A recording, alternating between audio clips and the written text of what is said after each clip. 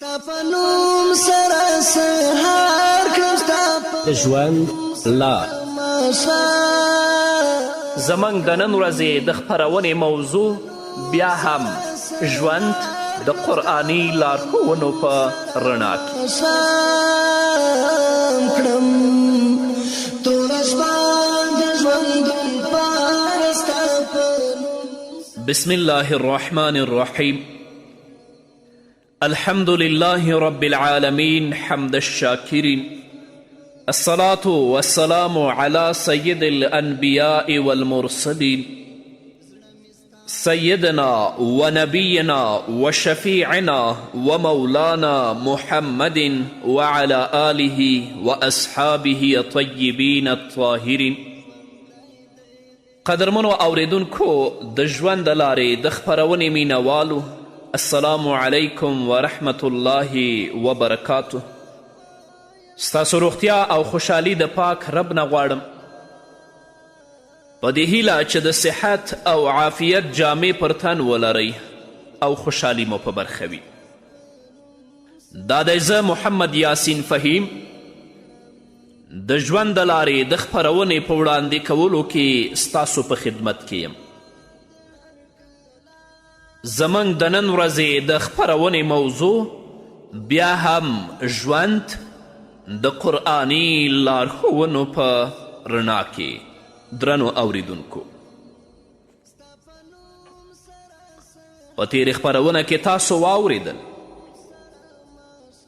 څوک چې زنا وکړي یا شراب وڅکي الله تعالی ورڅخه ایمان راباسي، لکه څنګه چې انسان له خپل سر څخه کمیس وباسي. نو له زناکار سړي څخه او له زناکارې ښځې څخه ایمان اخیستل کیږي. د بخاري حدیث دی، نبی کریم صلی الله علیه وسلم فرمایی لا یزنی زانی حین یزنی وهو مؤمن. زناکاره کس د زنا پر مهال ایمان نه لري، نو که په همدغه وخت کې ملک الموت راشي او د الله په حکم سره د ده روح واخلي نو دا له دنیا نه بی ایمانه لاړو. همدارنګه د مسلم حدیث دی، نبی کریم صلی الله علیه وسلم فرمایی ثلاثة لا يكلمهم الله يوم القيامة ولا ينظر إليهم ولا يزكيهم ولهم عذاب أليم. الله تعالی به د قیامت په ورځ له درې کسانو سره خبرې نه کوي، نظر به ورته نه کوي او نه به یې پاکوي او د دوی لپاره به دردناک عذاب وي. رسول الله صلی الله علیه وسلم دوی ته درې جزاګانې ذکر کړي. اول، الله تعالی به ورسره خبرې نه کوي. دویم دا چې الله تعالی به د رحمت په نظر ورته نه ګوري. دریم دا چې الله به یې نه پاکوي. نو دوی د الله له پلوه له هر ډول رحمت نه بې برخې دي او درناک عذاب په انتظار دی. دا درې کسان څوک دي؟ لومړنی کس نبی کریم صلی الله علیه وسلم موږ ته راپیژني سپینګیری زناکار، ځکه سپینګیری کس نشي کولی چې په سپینګیرتوب کې زنا وکړي، بلکې د ځواني له دوران نه د زنا او فحشا مرتکب شوی دی او تر اوسه عادت دی. نو که چیرې ځوان د ګناه په مقابل کې مقاومت ونه کړي او د زنا له مقدماتو څخه ځان ونه ژغوري او پروردګار ته پناه ورنه وړي، د میرمن او اولاد په موجودوالي کې هم په دې ګناه عادت وي، نو د دې کس په زړه مهر لګېدلی دی. داسې کس سره د آخرت په ورځ الله خبرې هم نه کوي، الله د رحمت په نظر هم ورته نه ګوري، الله یې پاکوي هم نه او د ده لپاره دردناک عذاب دی. ابن مسعود رضی الله تعالی عنه فرمای له نبی کریم صلی الله علیه وسلم څخه مې وپوښتل کومه ګناه د الله په وړاندې ډیره غټه ده؟ نو نبی کریم صلی الله علیه وسلم راته وفرمایل ان تجعل لله ندا وهو خلقك. دا چې له الله تعالی سره شریک ونیسې حال دا چې ته یې پیدا کړی. لکه چې الله په سورة فرقان کې 88 آیت کې فرمایي والذین لا یدعون مع الله الها آخر. مؤمنان هغه کسان دي چې د الله تعالی ترڅنګ نور خدایان نه بلی. نو نبی کریم صلی الله علیه وسلم ابن مسعود رضی الله تعالی عنه ته فرمایي غټه ګناه دا ده چې له الله تعالی سره شریک ونیسې حال دا چې ته یې پیدا کړی. ابن مسعود رضی الله تعالی عنه فرمایي ما ورته وفرمایل د دې نه وروسته دوهمه کومه غټه ګناه ده؟ نو نبی کریم صلی الله علیه وسلم راته وفرمایل ان تقتل ولدک خشیة ان یأکل معک. دا چې خپل بچی ووژنې له دې ویرې چې تا سره به په خوراک کې شریک شي. الله فرمایي ولا یقتلون النفس التي حرم الله الا بالحق. مؤمنان هغه کسان دي چې هغه سا او انسان نه وژني چې پرته له حق نه الله پاک وژل حرام کړي دي. ابن مسعود فرمایي ما بیا وپوښتل یا رسول الله دې پسې درېیمه کومه ډېره غټه ګناه ده؟ نبی کریم صلی الله علیه وسلم وفرمایل ان تزانیه حلیلة جارک. دا چې د ګاونډي له ښځې سره زنا وکړي. پر همدې اساس تر ټولو ستر ګناهونه همدا درې ګناهونه دي. او که چیرې په ښه توګه ورته فکر وکړو وینو چې ترتیب پوره د آیت د ترتیب په څیر ذکر شوی. الله فرمایي والذین لا یدعون مع الله الها آخر ولا یقتلون النفس التي حرم الله الا بالحق ولا یزنون. مؤمنان هغه کسان دي چې د الله تعالی ترڅنګ نور خدایان نه بلی او هغه سا او انسان نه وژني چې پرته له حق نه الله پاک وژل حرام کړي دي او زنا نه کوي. دا درې جرایم په خپل منځ کې یو بل سره څه تړاو لري؟ الله تعالی سره شریک نیول له زنا سره څه تړاو لري؟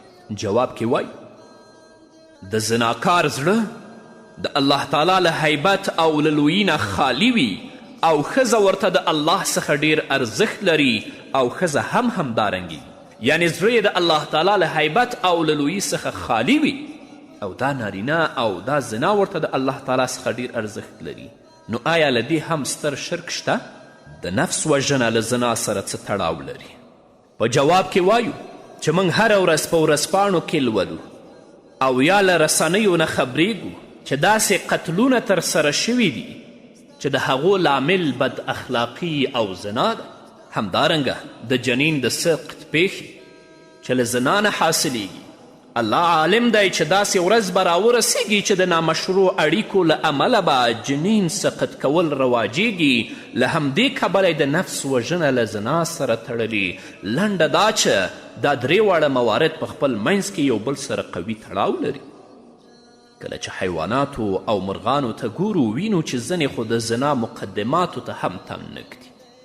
دا په داسې حال کې چې نن ورځ موږ د داسې ښځو خبرونه اورو چې فاسدې رابطې له نامحرمو سړیو سره لري چې دا ټول د زنا مقدمات دي او آخره نتیجه بد اخلاقي ده. کله چې د نبی کریم صلی الله علیه وسلم په دور کې لمر ونیول شو، نبی کریم صلی الله علیه وسلم خلکو ته په جمع سره لمونځ ورکړه. قیام یې ډېر اوږد که، بیا یې رکوع ډېره اوږده کړه، بیا یې دوهم ځل قیام ډېر اوږد که، همدارنګه بیا یې رکوع ډېره اوږده کړه، بیا یې سجده ډېره اوږده کړه او په همدې توګه یې دوهم رکعت هم ادا که.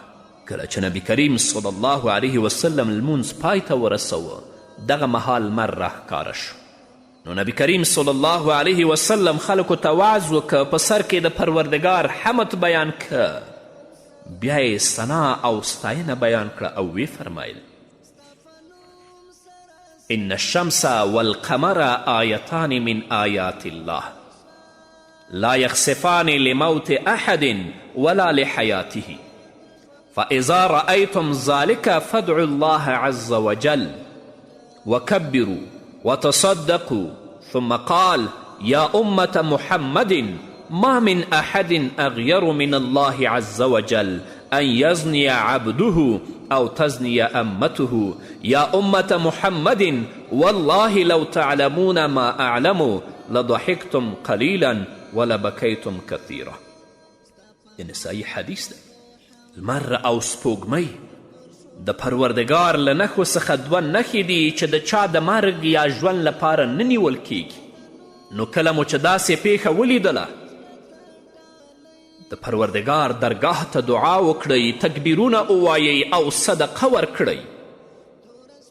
بیا یې وفرمیل ای د محمد امته، په الله قسم چې هیڅوک له پروردګار نه ډیر غیرتي نشته له دې نه چې بندګانې که نارینه وي او که ښځینه وي زنا وکړي. ای د محمد امته، په الله قسم که چیرې دومره پوهېدلی لکه زه چې پوهېږم نو تاسې به لږ خندلی وی او ډیر به مو ژړلی وی. خو د لمر نیولو له زنا سره څه تړاو دی؟ د زنا ترویج کېدل د قیامت له نښانو څخه دي او د زنا خپرېدل د پروردګار د قهر او غصې له دلایلو څخه یو دلیل دی. نو که چیرې ستا په ژوند کې د زنا مقدمات را څرګند شول، پوه شه چې سخت مصیبت در باندې را روان دی. پر همدې اساس ته چې څومره د زنا په لاره کې حرکت کوي، مصیبت هم ستا په لور په حرکت وي. دا پکې شرط نه دی چې حتما ته په خپله په دې مصیبت کې اخته شي، بلکې ممکنه ده چې ستا اولاد پرې اخته شي. د مثال په توګه ممکن په سخته ناروغي باندې اخته شي یا په رواني ناروغیو اخته شي. همداسې نور الله تعالی دې زموږ مسلمانان ورونه او مسلمانانې خویندې د بې عفتي نه وژغوري. الله رب العزت دې په دوی باندې رحم وکړي. الله رب العزت دې په دوی باندې د حیا او د عفت څادر واچوي. ځکه که ستاسو په ژوند کې که خویندې یاستئ او که ورونه د زنا مقدمات را څرګند شول، نو په دې باندې پوه شئ چې په تاسو باندې سخت مصیبت را روان دی. الله رب العزت دې موږ د زنا او د زنا د مقدماتو نه وساتي چې رب مو له سخت مصیبت نه وساتي. د خویندو عزت په پوره حجاب کې دی، د خویندو عفت او پاکلمني په پوره جامه کې دی، او د ورونو او د پلرونو عفت او پاکلمني په نظر ښکته کولو کې او د الله په ویره کې دی. په همدې هیله قدرمنو اوریدونکو نور به م واورو، خو د یوې دمې نه وروسته. ستا په نوم سره سهار کړم، ستا په نوم سره ماښام کړم، توره شپه د ژوند. قدرمنو اوریدونکو بیا هم زموږ سلامونه ومنئ. مسلمان وروره، باعفته او پاک لمنی اوسه، د سترګو عفت ساته او هر هغه شی چې الله حرام کړي هغه ته مه ګوره. د ژبې عفت ساته، فحش او نامناسبه خبرې په ژبه مه راوړه. همدارنګه درنې خورې، د عفت له مهمو نښانو څخه یو هم حجاب دی. د دې په اړه مو ډیره یادونه وکړه، ځکه دا مسئله یوازې د پروردګار د قانون اطاعت نه دی، بلکې د ټولنې ساتنه ده له دې نه چې د پلیتو او رذایلو په ډنډ کې وغورځېږئ. ځکه که چیرې د ټولنې په منځ کې فحشا خپره شي، د الله تعالی قهر او غصه به پرې نازله شي. الله تعالی عفت ته د رسیدو لاره او وسیله حجاب په ګوته کوي، او دا خبره د الله تعالی له امر نه استنباطیږي. لکه چې په صورت احزاب کې 9:50 آیت کې الله فرمایي: یا ایها النبی قل لازواجک وبناتک ونساء المؤمنین یدنین علیهن من جلابیبهن ذلک ادنا ان یعرفن فلا یؤذین. ای پیغمبره، خپلو ښځو، خپلو لوڼو او د مؤمنانو ښځو ته ووایه چې د خپلو پوړنو یوه څنډه پر ځانونو راخوره کړي، د خپلو ټکریو یوه څنډه په ځانونو راخوره کړي. دا ډیره غوره طریقه ده چې وپیژندل شي، نو نه به ربړول کیږي، نه به اذیت کیږي. نو حجاب د دې لپاره لازم شوی چې ښځه باعفته او پاک لمنې وپیژندل شي او هیڅوک مزاحم نشي. همدا ډول له دې عمله لازم شوی چې ښځه باعفته وپیژندل شي او د ټولنې حیات ته خدشه وارده نشي، نو په دې ترتیب د ښځې حجاب په ټولنه کې د پاکي او طهارت لومړنی ګام دی. دا تجربې ثابته کړي که یوه خور په هغه جامه کې راوځي چې هغه جامه ورته الله او د الله رسول ویلي، مستوره وي، محجبه وي، پټه وي، څوک هغې ته نه ګوري. اما که یوه خور حجاب نه کوي، پرده نه کوي، د بې حیایي جامې او لباس یې په تن وي، که په لاره کې ځي، که په کور کې، که په کوڅه کې، د ټولو سترګو ورته وي، نو ستا عفت او ستا پاکلمني خورې ستا په حجاب او ستا په پوره جامه کې دی. زه دلته څو مهمې نکتې او پوښتنې مطرح کوم چې په جواب ورکولو سره به ستاسو عفت او درجه څرګندیږي.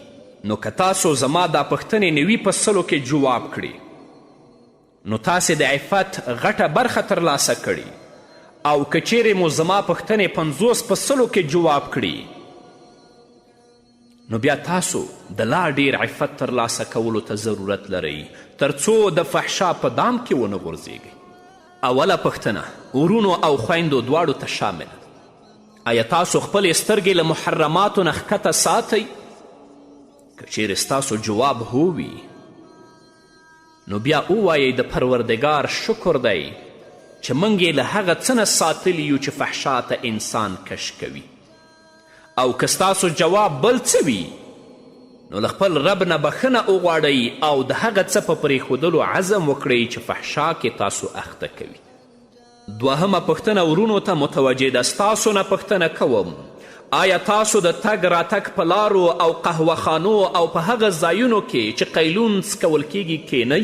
خپل ځان سره سوچ وکړئ. که مو جواب هو وي، بیا په تاسو کې عفت او پاکلمني نشته. او که جواب مو نه وي چې موږ په داسې ځایونو کې نه کینو او دلته ورځو هم نه، نو پوه شئ چې تاسو باعفته او پاکلمن یاست.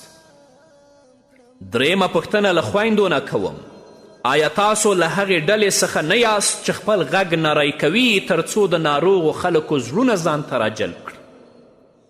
الله تاسو ته وایي فلا تخدعن بالقول وقلن قولا معروفا. څلورمه پوښتنه بیا خویندو ته متوجه ده. درنو خویندو آیا حجاب رعایت کوئ؟ پنځمه پوښتنه ورونو ته متوجه ده. آیا له نامحرمو ښځو سره خلوت یعنی تنها په تنها کیناستل کوئ؟ شپږمه پوښتنه خویندو ته متوجه ده. درنو خویندو آیا فارغ وختونه لرئ چې نشئ کولی چې ډک یې کړئ؟ یو له هغو اسبابو څخه چې د عزیز مصر میرمنې د فحشا غوښتنې ته اړ کړه دا وه چې له فارغ وختونو څخه یې درسته استفاده نه وه کړې. اومه پوښتنه ورونو ته متوجه ده. ستاسې ملګري څنګه کسان دي؟ خواخوږي او نیک خلک که بدکاران او فاسق خلک؟ اتمه پوښتنه هم ورونو ته متوجه ده. آیا دعا کوئ چې پروردګار تاسو هم د یوسف علیه السلام په څیر له فحشا او منکراتو څخه وساتي؟ نهمه پوښتنه بیا هم ورونو ته متوجه ده. آیا له ښځو سره په اړیکو کې او په غیر شرعي خبرو کې ښه احساس لرئ که نه؟ لسمه پوښتنه ورونو او خویندو ته متوجه ده چې آیا تاسو د انټرنټ له لارې ورونو ته وایم له خویندو سره او خویندو ته وایم له ورونو سره اړیکه لرئ که نه؟ یولسمه پوښتنه درنې خورې که چیرې په بشپړه توګه حجاب نه مراعتوي نو څه ډول لباس اغوندي؟ آیا لباس دې پټوونکی دی او که د بدو نجونو په څیر لوڅی؟ دا ځینې هغه مهمې نکتې وې چې ذهن ته مې راغلې، او هر ځوان او خور دې پوښتنو ته په جواب ورکولو سره کولی شي چې خپل عفت او پاکلمنتوب وتلي. که چیرې باعفته وي شکر دې وباسي، او که چیرې د عفت څه برخه له لاسه ورکړې وي کوشش دې وکړي تر څو یې بیرته را اعاده کړي.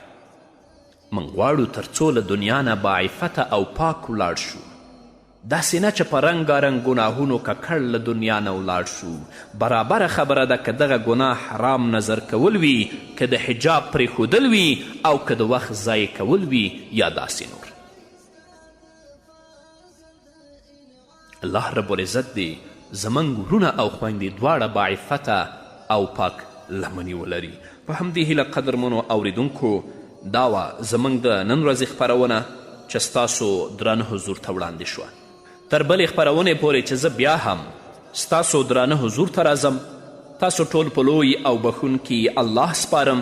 پاتې ژوند مو نیکمرغه، ښاد، بریالي او کامیاب اوسئ.